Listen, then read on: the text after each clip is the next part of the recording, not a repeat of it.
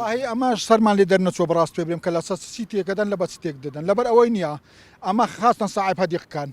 زۆر منتیق کەشمان پاراستیە زۆر بە خاوێن و باوێنی ڕامانگرتیە هیچ تەجاوزەش حکوومەتیشمان نەکردیە دوایە دەزانین تەنها ئەوەندە بووە بە خۆمان لێ دانیشتینە یعنی لە بۆ دانیشتنەکی خۆمان ئیسراعاتێکی خۆمان ئەگەر وە نەبی دەزانین زبالە دەزانین دێتە دوڕ چاومان پێ بری بە خۆتان دەزانن ئەڵانچێت تەنزیفکردن نمایە ئەوە هیچە نمایە ڕاتب نییە نەخۆشی هەیە ئەو ڕۆ بەردەبییتەوە ئەوە دەمریتن ئەوە دەمری گوتمان ناوە هەدیقەی بڕێک لە خۆمان سەرودری خۆمان خۆش دەکەین ڕێک ئیسراعات لێ دەکەین بە خۆمان چاندیتمان